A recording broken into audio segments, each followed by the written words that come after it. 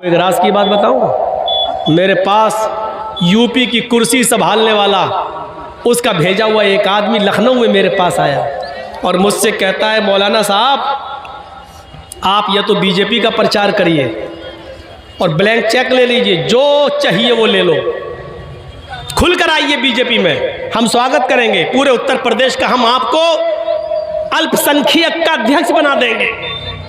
मैंने कहा नहीं साहब, बीजेपी में हम नहीं जा सकते हैं, बीजेपी में हम जाएंगे तो हमारी कब्र खुद जाएगी। तो कहने लगा तो फिर तुम्हारे एक मुसलमान भाई भी हैं, नाम समझ गए ना, मैं नहीं लूँगा, आपके एक मुसलमान भाई भी हैं, वो लड़ रहे हैं, वो हम लोगों के बड़े विरोध में रहते हैं, फिर आप उस पार्टी का प्रचार कीजिए। मैंने कहा आपको क्यों इंटरेस्ट है उसमें? कहा कि उनके प्रचार से हमें फ़ायदा हो जाएगा। हमने कहा नहीं, अगर मैं अखिलेश का साथ दे दूं तो? बोले अखिलेश का साथ दोगे या मायावती का या कांग्रेस का, तो जो हाल मौलाना कलीमुद्दीन का किया वही हाल तुम्हारा भी कर देंगे, जेल में ठूस दिए जाओगे।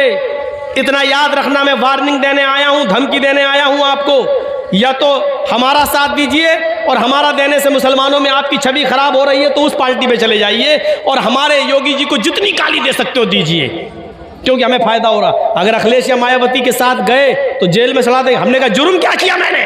क्या कहता, जुर्म करता कौन है? जुर्म करता कौन है? आपको कोर्ट में साबित करना है कि हमने जुर्म नहीं किया। यह साबित करने के लिए आपको 10 साल लग जाएंगे। यह धमकी आई है मेरे पास, या तो इसका साथ दो, इसका नहीं दे रहे हो तो उसका साथ दो। खुली किताब है यार, क्यों मुझसे कहलवाते हो? मैं बिहार में नहीं कहना चाहता हूँ, बंगाल में ममता दीदी ने पूरी इजाज़त दी है, खूब बोलो, मैं देता हूँ, जाता हूँ, बोलता हूँ, नाम भी लेता हूँ, इसलिए कि जहाँ मेरे ऊपर केस होने का ख़तरा नहीं है वहाँ लेता हूँ, नाम भी लेता हूँ। अपने आप को बचाना भी ज़रूरी है। समझो, पहचानो, गौर करो, ये देखो, इस वक्त कोई तुम्हारा नहीं है, ये सच है, कोई तुम्हारा नहीं है, सच है। लेकिन ये भी सोच लो कि इस वक्त हमें अपने आप को बड़े नुकसान से बचाना है तो छोटा नुकसान आपको करना पड़ेगा। आप ये सोचो कि छोटा नुकसान नहीं, आपके पैर में कैंसर है, डॉक्टर ने कह दिया पैर काटना पड़ेगा, नहीं तो आपकी जान जा रही है। इसलिए बड़ा नुकसान यह है कि मेरी जान चली जाए, बच्चे बेचारे यतीम हो जाएंगे, और छोटा नुकसान ये है कि हमारा पैर कट जाए लेकिन बच्चे तो हमारे सामने रहेंगे। तो बड़े नुकसान से बचने के लिए छोटा नुकसान कर दो, यानी अपना पैर कटा के अपनी जान बचा लो। यही अक्लमंदी है, यही अक्लमंदी है। ये देख लो इस वक्त कि हमारा बड़ा नुकसान किसमें और छोटा नुकसान किसमें है, ये देखना पड़ेगा तुम्हें। हमारी बीवी को बच्चा हो रहा है, डॉक्टर ने कह दिया कि आपकी बीवी या आपके बच्चे में से मैं किसी एक को बचा सकता हूं। जर्जीस को बच्चा भी प्यारा है, जर्जीस को बीवी भी प्यारी है, लेकिन दोनों में से एक बचेगा। कलेजे पे हाथ रखकर कह दिया बीवी को बचा लो, बीवी रहेगी तो बच्चे तो बाद में और भी आ जाएंगे, अगर बच्चा जा रहा है तो जाने दो। अक्लमंदी यही है, वरना दोनों मारे जा रहे हैं। तो मेरे प्यारे साथियों, बड़े नुकसान से अपने आप को बचाने के लिए छोटा नुकसान करना पड़े तो कर दो। इस्लाम के उसूलों पर आ जाओ, इस्लाम के ज़ाब्तों को पकड़ो। चंदे का ऐलान हो रहा, दो, यही चीजें कामयाबी की दलील है। मैं ऐलान नहीं करूंगा, मैं बैठूंगा नहीं, मैं आपसे रुपया लेने के लिए यहां पर बैठकर इंतजार नहीं करूंगा।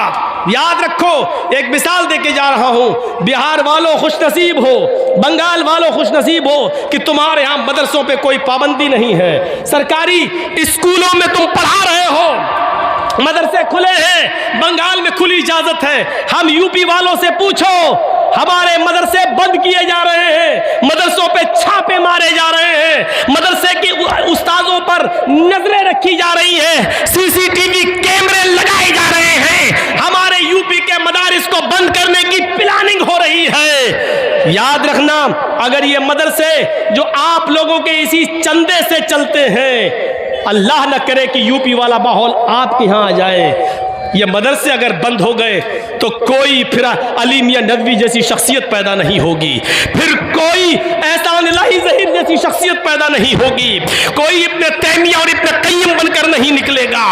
याद रखना, कोई फिर अबू हनीफा और इमाम शाफी और इमाम मालिक और इमाम अहमद इब्न हंबल बनकर नहीं निकलेगा। आप चाहते हैं कि दीन बाकी रहे, आप चाहते हैं कि इस्लाम बाकी रहे, तो इन मदरसों की हिफाजत करो, रुपयों से, पैसों से, दौलत से आप दीजिए और इन मदरसों को जिंदा रखिए। मैंने बहुत कुछ कह दिया है और एक बात बता दूं, अल्लाह की राह में देने से कम नहीं होता है, अल्लाह की कसम नहीं होता है। मिसाल दे दूं, एक कुतिया कितने बच्चे पैदा करती है? 4, 5, 6, कभी कभी 12-12 बच्चे भी पैदा कर देती है कुतिया। लेकिन आप देख लीजिए, एक कुतिया 5, 6, 10 बच्चे पैदा करती है, लेकिन रास्ते में जाइए कुत्ते और कुतियों की तादाद आपको बहुत कम दिखेगी। क्यों? बस सड़क पे कोई ट्रक से मर गया, कोई उस बस से मर गया, कोई इससे मर गया, बहुत कम। एक कुतिया 10-12 बच्चे देती, लेकिन तादाद कुत्तों की बहुत कम है। और एक बकरी को देख लो, 2 ही बच्चे देती है, बहुत कम है जो 3 दे, 1 या 2 या 1। इस साल भारत के 35 करोड़ मुसलमानों में अगर 1 करोड़ भी कुर्बानी हुई और 1 करोड़ जानवरों को ज़िबा कर दिया जाए, अगली साल कुर्बानी का महीना आता है तो आप देख लीजिए कि 1 करोड़ की तादाद फिर से तैयार हो जाती है। क्यों? एक बकरी सिर्फ 2 या 1 बच्चा देती है, लेकिन और रोजाना कितने ज़िबा किए जा रहे हैं और हम लोग उनका गोश्त खा रहे हैं। ज़रा तसव्वुर किया आपने, जो जानवर अल्लाह की राह में जितने ज़िबा किए जा रहे हैं, दूसरे साल उससे ज़्यादा पैदा हो रहे हैं। सऊदीया में चले जाओ, 50-50 लाख हाजी लोग हज के मैदान में, और हर हाजी वहाँ अपनी तरफ से एक कुर्बानी तो देता ही देता है। 50 लाख हाजी का मतलब 50 लाख जानवर एक साल कुर्बान हुए, दूसरे साल 50 लाख फिर उसी सऊदीया की सरजमीन पर पहुँच गए। जो चीज़ अल्लाह की राह में जितना कटती है, जितना खर्च होती है, वो बढ़ती है। मेरे भाइयों, आप अल्लाह की राह में जितना दोगे बढ़ेगा, इजाफा होगा, आपके घरों में बरकत होगी, और जितना सैंत के रखोगे, बचाओगे, तो कभी आपके बच्चे की बीमारी में चला जाएगा, कभी किसी को कैंसर हो जाएगा, कभी किसी की किडनी खराब हो जाएगी, अल्लाह ताला कहीं ना कहीं वसूल कर लेगा।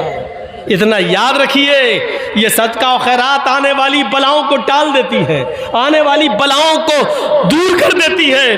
अल्लाह के नबी ने फरमाया, तकदीर में सारी चीज लिखी जा चुकी है, अगर तकदीर में लिखी हुई किसी मुसीबत को अगर तुम दूर करना चाहते हो तो तुम सदका और खैरात करो, क्योंकि सदका और खैरात आने वाली मुसीबतों पर रोक लगा देती है। मेरे भाइयों, दुनिया में यही सदका और खैरात कर जाइए, ताकि अगर हमारी मौत एक्सीडेंट से लिखी है तो सदका हमारे उस एक्सीडेंट को टाल दे।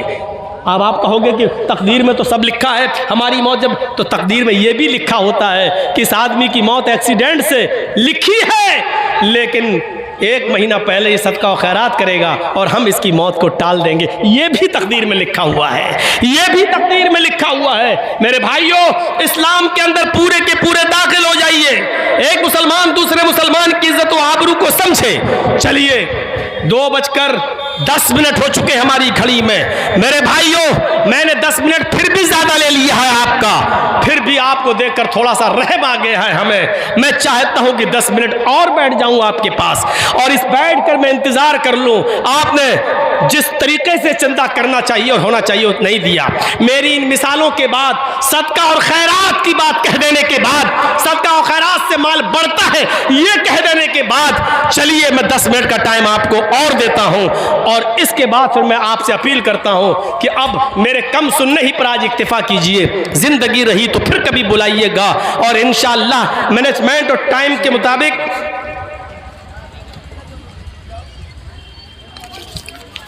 तो मेरे भाइयों, ये चीज आपके सामने मैंने रख दी है, और आपसे मैं अपील करता हूं कि 10 मिनट तक जो मैं यहां बैठा हूं, आपसे गुजारिश है कि मेरे हाथ में अगर आप कुछ देना चाहें इस मदरसे के लिए, आज आपकी मोहब्बत का सवाल है। मुझे देखना है कि आपको हमसे कितनी मोहब्बत है।